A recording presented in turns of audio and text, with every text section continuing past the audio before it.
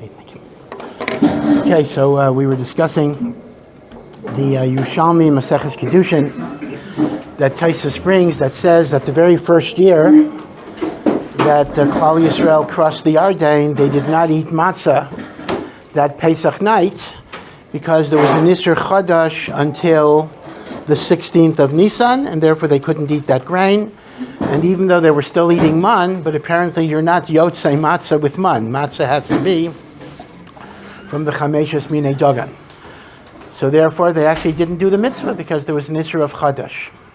So the Talmud Yerushalmi asked the Kasha, why don't I say that the positive mitzvah of matzah, the first night of Pesach, the Doraisa of eating matzah, is docha, sets aside the negative commandment, thou shalt not eat the chadash until the omer is brought. So, first of all, last week the question was raised, and now we'll talk about it a little bit, that l'chaira, there are two principles in halacha that seem to contradict each other. One is, if I have a positive mitzvah, and if I keep the positive mitzvah, I'll transgress a negative mitzvah. So what should I do? Should I keep the negative and not do the positive? Or should I do the positive and transgress the negative? So the klal is, asay, a positive commandment overrides, pushes aside, docha, pushes aside a negative commandment. And therefore you do the positive mitzvah even though there'll be a negative commandment that you are transgressing. Now, what is the derivative of that principle? How do you know the principle that a positive overrides a negative? So there are different sources the Gemara gives. One of the sources is from Parshas Kiseitze by Shatnez and Tzitzis, right? There's a mitzvah to have tzitzis on a four-cornered garment. And we know that one of the tzitzis, or two, machlokas actually, is supposed to be Techeiles. Techeiles, that blue dye coming from the chilazim.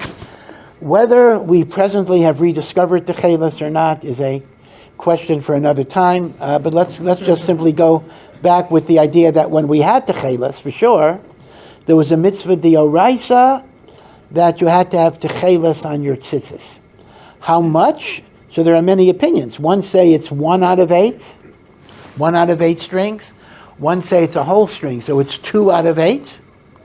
And some actually say it's 4 out of 8. It's 2 strings, 2 whole strings of Techeiles, 2 whole strings of Lavan. So if any of you are buying Techeiles, you'll notice that you are given options, and obviously the 4 strings of Techeiles are a lot more expensive than the 1 string of Techeiles, right? But apparently that shouldn't be your guide. It shouldn't be based on how much it costs. It should be based on going over the halachas, which of course raises an amazing question. I mean, I get the question all the time, and I honestly don't know what to say so much, and that is, should I follow the Gra or the Ravid when it comes to Techeiles? You know, since the Shulchan Aruch doesn't bring any psukim at all about Techeiles, and all you have are machloksim among the Rishonim, how is a Rav supposed to be machriya in just a machlokas Rishonim where there's no halacha, there's no psak halacha b'chlal in the Shulchan Aruch? I mean, I've even heard from in the name of a very chashuv a person who was a paisek muvak and really a gadol b'Torah, why he was wearing a certain type of Techeiles and not another type, and people were being medayek. He just said, that's the one they gave me. He didn't have a psak either. He says he wanted to keep Techeiles, right? So it's very, very difficult. You know, should I pass him like the Gra, like Tosfos, like the Rambam, like the Ravid? What are you supposed to do? What basis do you have? Okay. But be it as it may, something that's a little lesser known about Techeiles is that not only is Techeiles a certain color coming from a certain source, but the Techeiles string has to be wool. Techeiles means wool that is dyed that color. Which means, although linen tzitzis are kosher and cotton tzitzis are kosher, but Techeiles has to be wool. Now, based on that, the problem is, if you are wearing a 4-cornered linen garment, so normally we would say your tzitzis should be linen or cotton or something, but the Techeiles has to be wool. So l'chaira, in a linen garment, the only way I could fulfill the mitzvah of Techeiles is by transgressing shatnez, because I'm connecting wool and linen together. Yeah? Now, so what do? Do I not have Techeiles on my linen garment? Or do I have Techeiles on my linen garment? So the Gemara says the following. We have a smichus, we have a juxtaposition. One pasuk says, Gedilim tasalach, you should make fringes on your four corners. And another says, don't wear shatnez, wool and linen together. And we darshan that the mitzvah of tzitzis applies even if you're going to transgress shatnez. And that is a source of asay, putting tzitzis on your garment, which includes techeiles, asay docha lo sasa. Now today, it's a davar pashat. You're not allowed to have techeiles on a linen garment. In fact, because of this, we don't wear linen garments at all with tzitzis, a linen talis. And the reason is pashat.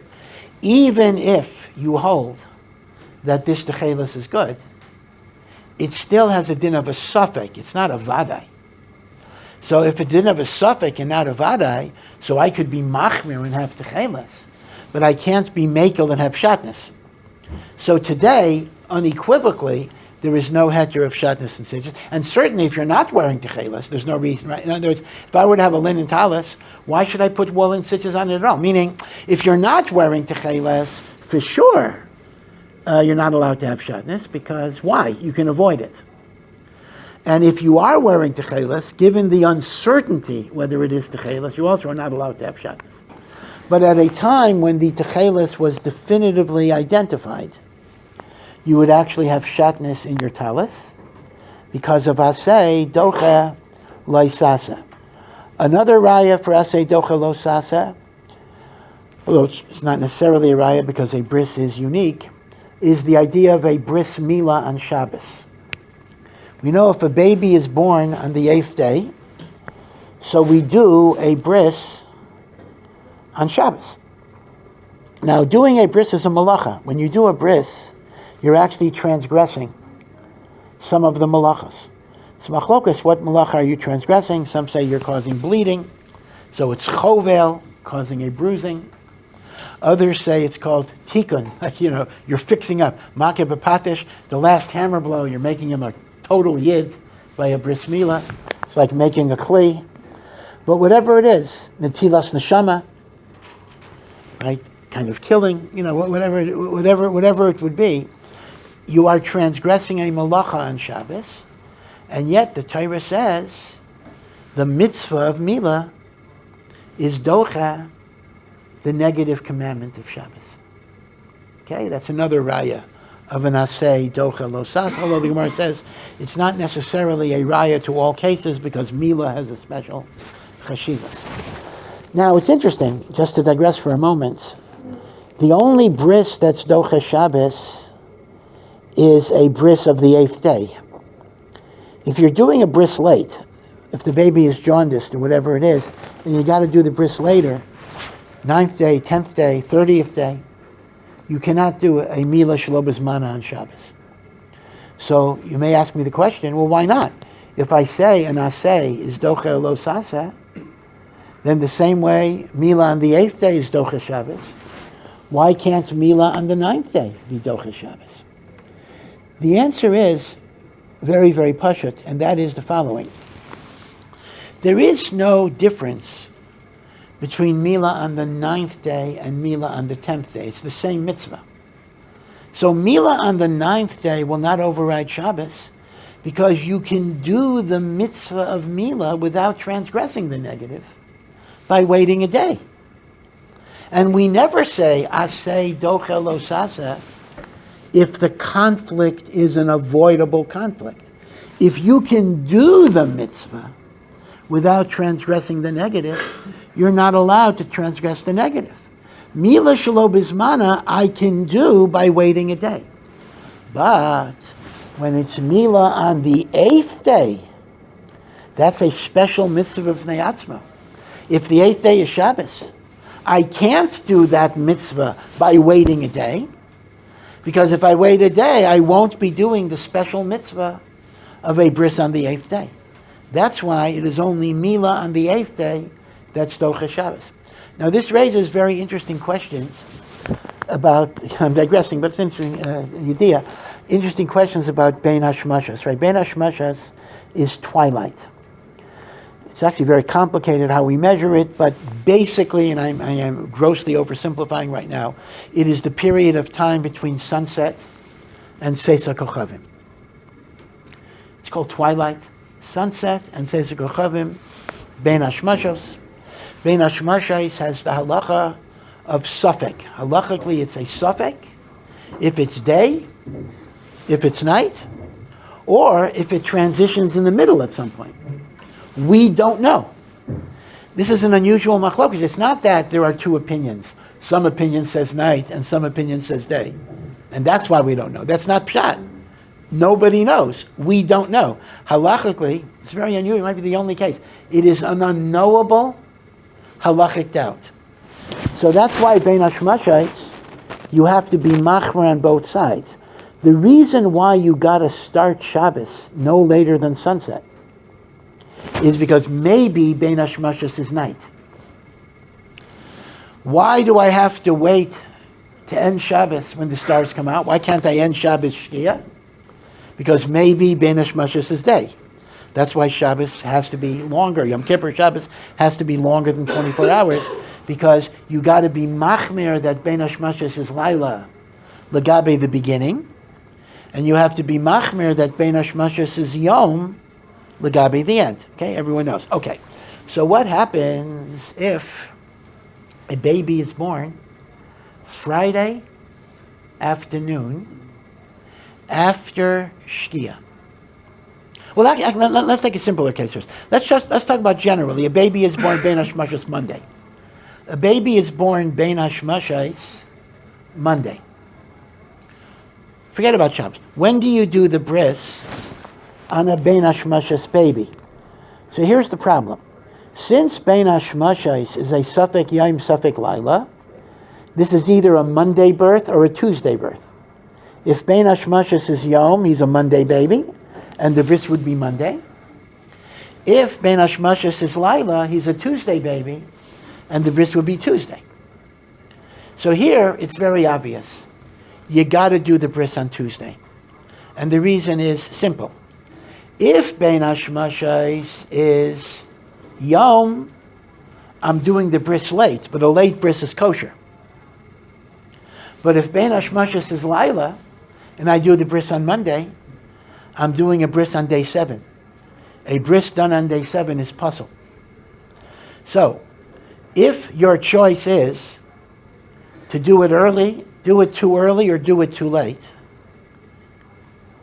by a bris, you always have to go with late rather than early. And the reason is, late is b'di'evet kosher, early is b'di'evet not kosher. Which means, indeed, if my baby is born Monday after Shkia, and I got to do the bris next Tuesday, I might be losing out. I might be losing out on the mitzvah of Milah on the 8th day. If Bein Hashmashos is Yom and it's a Monday baby, but I have to be willing to lose that mitzvah because otherwise the bris may not be kosher. In other words, guaranteeing that the bris is kosher is a higher priority than possibly doing the mitzvah of Milah on the 8th day. Yeah. What is an unkosher bris? Well, an unkosher bris would mean, let's say a goy does a bris. An unkosher bris means the child is still an arel, and the way you have to fix it is you fix it, it's not so hard to fix, but you fix it by pinpricking the area and having blood come out. There would have to be hatafat stam bris. Yeah. If a person really wants to do the mitzvah, but he just doesn't know when Bein Hashmashos, is it day or is it Night. night? So is it right that he's going to lose the sachar that he didn't do it at the right time just because he did? Because we don't have a source for it. Is it? Well, once again, I mean, we have this principle, another principle that says, if a person truly wants us to do a mitzvah and he's prevented from doing the mitzvah for circumstances beyond his control, Hashem will give him the reward of the mitzvah that he wanted to do. So he doesn't really lose. So he doesn't lose the mitzvah. But on the other hand, if he would do it in a way that's puzzle, that would be improper. So he has to wait. Yeah. Or if someone only have the, I guess, heter to wear shatnez with the Techeiles, if they couldn't find any other garments besides the linen garment. Yeah, so that's a machlokes Rishonim in terms of other possibilities, do we mean that objectively there are not other possibilities, or do we look at the individual person? Meaning it may be your individual situation may not be enough to justify it. It has to be that there is nothing else, like Techeiles and a linen garment, etc. Right? That would be, there's nothing I can do. Now, let's now take this principle and apply it to Friday, because it'll have an interesting twist. So we said if the baby is born Monday afternoon after Shkia, he has to have his bris on Tuesday. Okay. So now the baby is born Friday afternoon, Bein Hashmashas. So he's either a Friday baby, if Bein Hashmashas is day, or he's a Shabbos baby, if Bein Hashmashas is night. If he's a Friday baby, the bris would be on Friday. If he's a Shabbos baby, the bris would be on Shabbos. So you might superficially say, well, we go with the later day, so we do it on Shabbos. That's not going to work. Because if he's a Friday baby, next Shabbos is the 9th day after birth, and a Milah Shelo B'Zmana cannot be done on Shabbos. So in this situation, he has to have his bris on Sunday. Now, Sunday for sure is not the 8th day.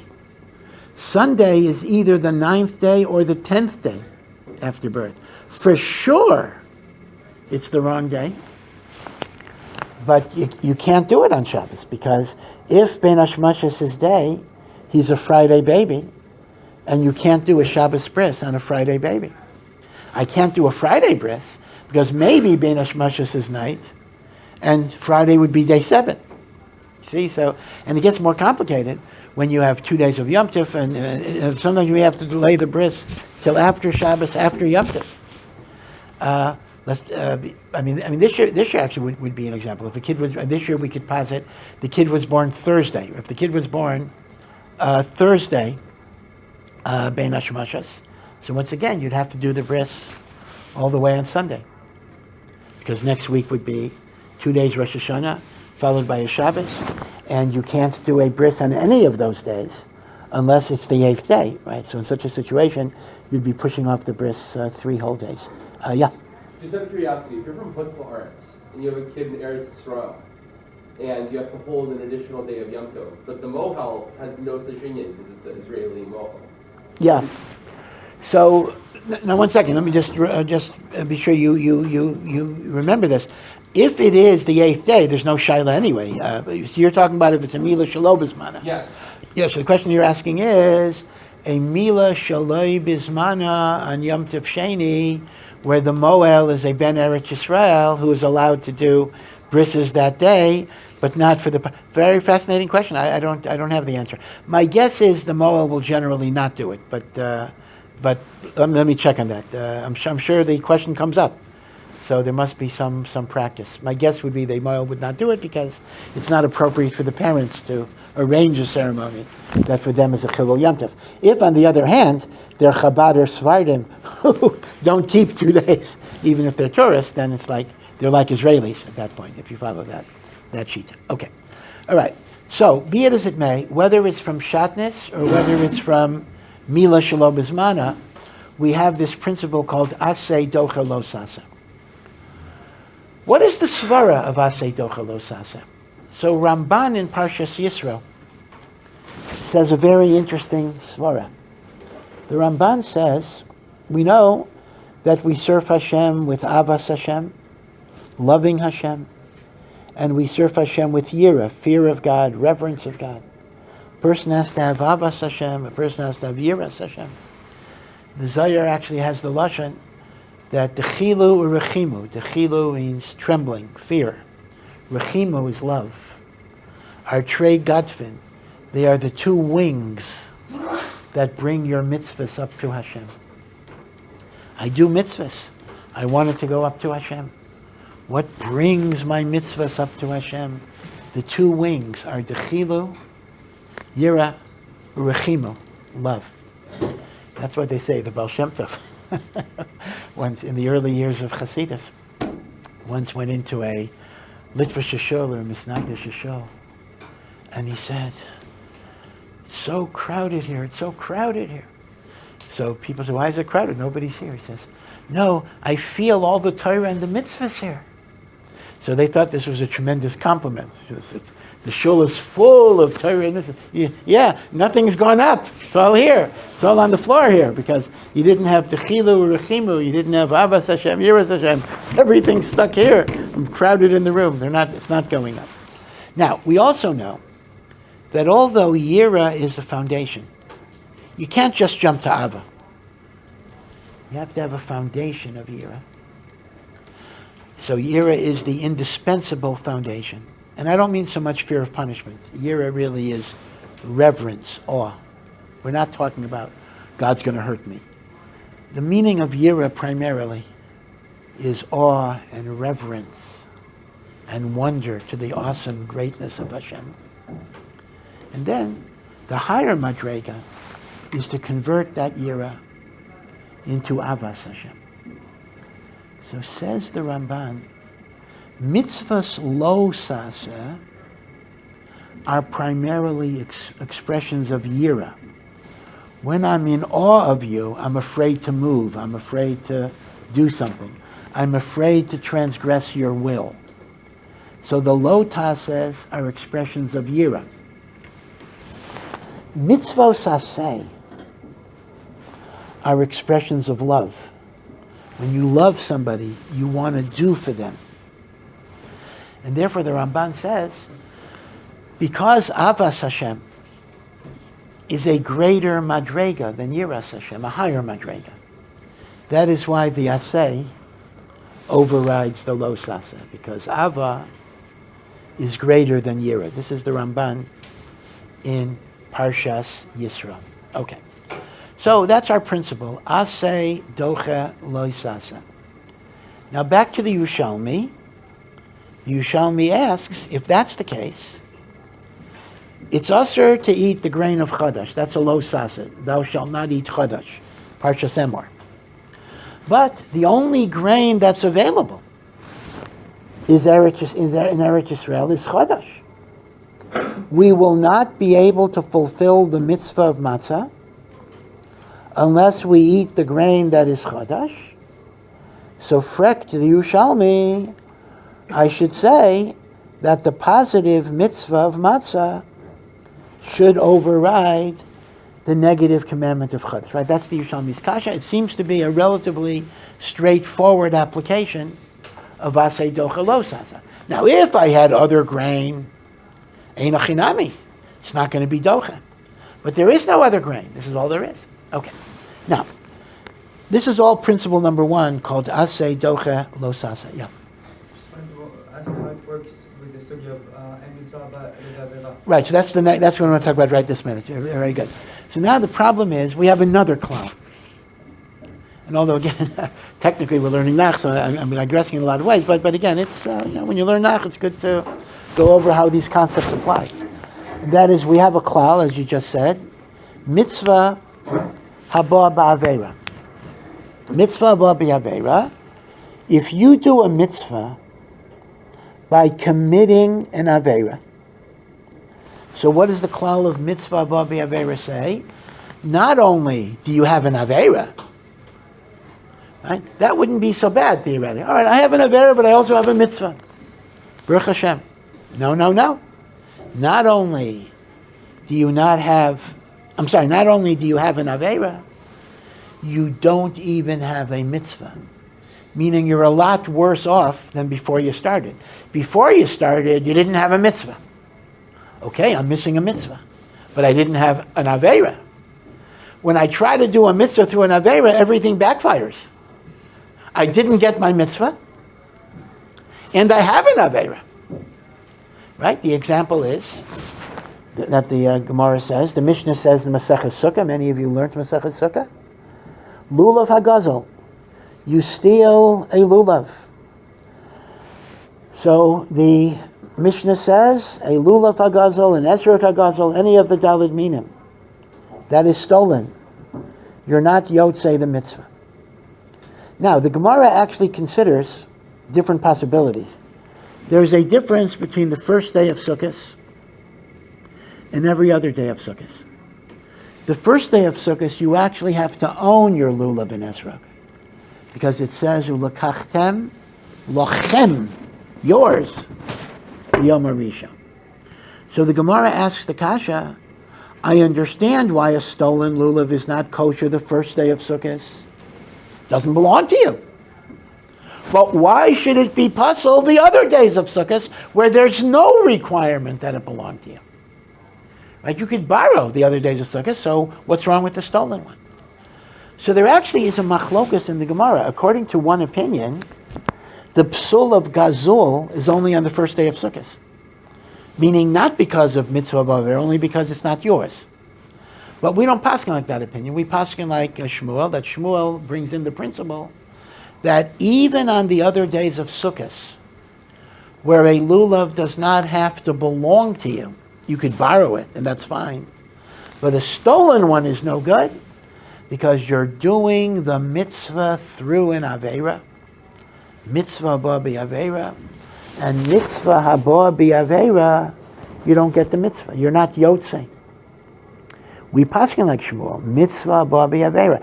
There is a machlokas in Taisvas if mitzvah haba b'aveira is a psul da'oraisa or a psul da'rabanan. Okay, that's a discussion. But the bottom line is you are not yotzei. So here is the simple question. Aren't these two principles on a collision course? Aren't they kind of, I mean, you tell me one principle is if the only way I could fulfill a positive mitzvah is by transgressing the negative, I am told to transgress the negative. But then you tell me, if you do a positive mitzvah through the commission of a sin, you don't get the mitzvah. So which is it? Do I say the positive overrides the negative? Or do I say the negative destroys the positive because of the principle of mitzvah haba b'aveira? It seems to be a stira, mamash a stira, in two different klalim that go in opposite directions. So the Shagashari talks about this, one of the great achrayim. And the basic bottom line is this. You gotta start off with aseh docha lo saseh first, because here's the thing. Mitzvah haba b'aveira says you can't do a mitzvah by committing a sin. Okay? But aseh docha lo saseh says there's no sin. In other words, like this. I first ask myself, is this a case where the positive could override the negative? If the answer is yes, mitzvah haba b'aveira definitionally ceases to exist because there's no aveira here, because the positive overrides the negative. Only if your answer is no, and I'll illustrate this in a moment, that the aseh doesn't override, then we say, even if you do it, you don't get the mitzvah because of mitzvah b'aveira. So you always start off with aseh docha lo saseh. Now, aseh docha lo saseh has a number of rules that have to be met for it to apply. Rule number one is there must be an unavoidable conflict. Meaning to say, you must be in a situation where there is no other way I can do the mitzvah. Let's take shatnez and sittas as a good example. I have a woolen garment. I don't wear Techeiles. And I basically say, oh, well, since aseh docha lo saseh, we allow shatnez and tzitzis, I want to put linen tzitzis on my woolen garment. Or I want to put woolen tzitzis on my linen garment without Techeiles. And my argument's going to be, aseh docha lo saseh. Now, that argument is wrong.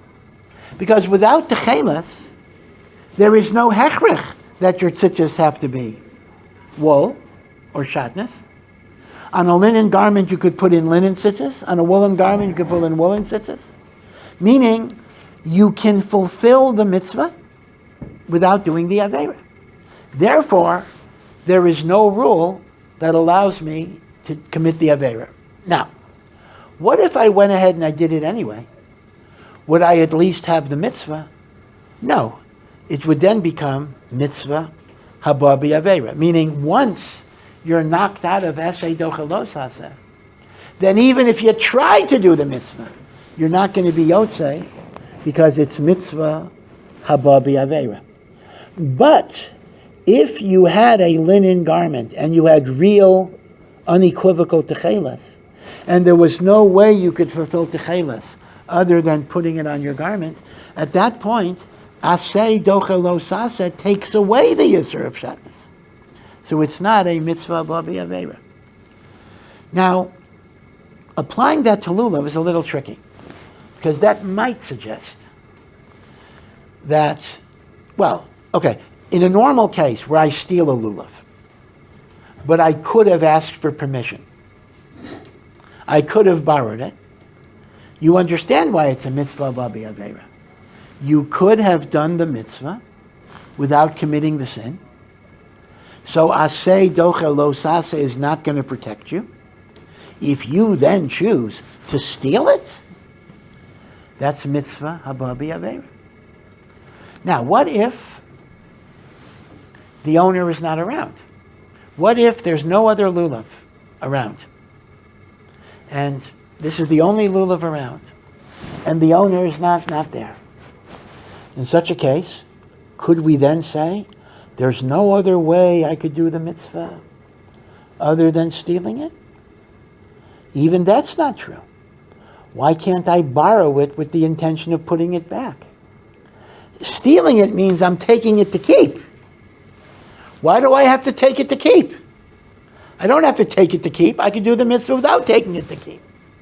Therefore, in all cases of theft, it never becomes Asay Docha Lo Saseh. And since it never becomes Asay Docha Lo Saseh, it's mitzvah Haba b'Avera. But do you see the logic here? Meaning, when you're confronted with the idea that the only way I can do the mitzvah is by doing an Avera, you first have to ask yourself, does this fit the definition of Asay Docha Lo Saseh? If it fits the definition of Asay Docha Lo Saseh, don't worry about mitzvah Haba b'Avera, because the Asay pushes away the negative commandment, and it is not an Avera. Only if Asay Docha Lo Saseh doesn't apply, either because the conflict is avoidable, or there are various other rules regarding Asay Docha Lo Saseh, do I then get to the rule of mitzvah Haba b'Avera? Yeah. In Asay Docha Lo Saseh, I understand it's no longer an Avera, but is there still any negative consequence? Like Kashrus examples. The Pashtus, once the halacha says you're allowed to do it, there are no negative timtum alev, there's no negative consequences, or the like, yeah. So if you have like one piece of matzah, and it says for some reason there's no matzah in your town, I don't know, and Yeah. one piece of matzah, and you have to fill it, and let's say like something happens, that someone puts like shrimp paste, I don't know, like it becomes straight. You're supposed to eat the matzah if it's only matzah? I'm sorry, your case is that there would be stolen matzah, but there's no other matzah? No, if you have a piece of matzah, Yeah. if something happens that makes it would be treif to eat the matzah, but someone like dips it in shrimp. Or, Oh, I see. Would you be allowed to eat treif matzah because of Asay Docha Lo Saseh if it's the only matzah that's around? I think yes, but the truth is, the Yerushalmi's answers may. In other words, you're asking a variation of the Yerushalmi's question, right? So once we see the Yerushalmi's answers, that's going to answer your question too. According to the Yerushalmi, the same reason they didn't eat the matzah then will be a reason not to eat the matzah in your case. Yeah. Why would I even have a Havamina that I can't borrow somebody's lulav? I can borrow their tefillin. They're walking to shul. No, that's exactly the point I'm making. Meaning to say, if I see your lulav lying around, and I want to borrow it to be able to be yotzei, there is indeed ample halachic authority. I'm allowed to borrow something and use it for a mitzvah because you would agree. But that's not the same thing as stealing. Stealing means, right? So that's exactly the point. A stolen lulav, it was never necessary to steal it. You see, what you should have done is you should have borrowed it with the intention of putting it back. Right? This is the principle that even though I left out a little step, it's normally the case that borrowing something without permission is considered stealing. That actually is true, but the big exception for that is mitzvahs. I can borrow mitzvah objects, do mitzvahs with, even without getting permission, because we assume the person would want me to do so. So I could, if I come into shul, and you're away, you're out of town, whatever it is, I could put on your tefillin, assuming you took another pair with you. I could put on your talis, unless of course you said your makbid, whatever, if you say your, right? Because this is nichel eliyinish. A person is always happy that people will do mitzvahs with their property. So that's exactly my point. My point is, why did you steal the lulav? You could have borrowed it based on that halacha. Yeah. So if a person steals a lulav, and then the original owner is Yeush, would the mitzvah b'diavad go through to the person's shul? So it may depend if the yiyush preceded the mitzvah or not. Meaning, a yiyush after I did the mitzvah wouldn't help me. A yiyush before that, again, the machlokes, there's a long big taisus in Lulav Hagazel that talks about the possibility that maybe you would be. I'd say, yeah. In the case of like the matzah, let's say you could walk like 10 miles to the other side of the city and get another piece of matzah. Is that considered like it's impossible to do, or like, what are the parameters of like impossible to do? It is a good question. It is a good question. I mean, it depends, of course, if you're within the Techum. Right. But assuming you could walk continuously through houses and the like, I don't know. I mean, obviously there are going to be some limits on your physical ability to do something, but we don't know b'diuk what it is. But we'll talk about it tomorrow. Yeah. For the Rabbanans, you're supposed, or minhag of Ba'al Yisrael, you're supposed to like have yourself die in order to not go over on it. Yeah. So if you have a minhag to fulfill, but it might be over something the Torah says don't do, would you apply it there too, like you apply it here? I mean, asay docha lo saseh? If the asay is the Rabbanan, or it's a minhag of Klal Yisrael. It's not so clear. Some say asay is docha only if it's a mitzvah d'oraisa, and not if it's a minhag or a drabanan, meaning a rabbinic law might not override a negative commandment. Okay, we'll continue tomorrow with that. Thank you for listening to this Awesome production. To find out more and to partner in our mission, please visit ohr.edu.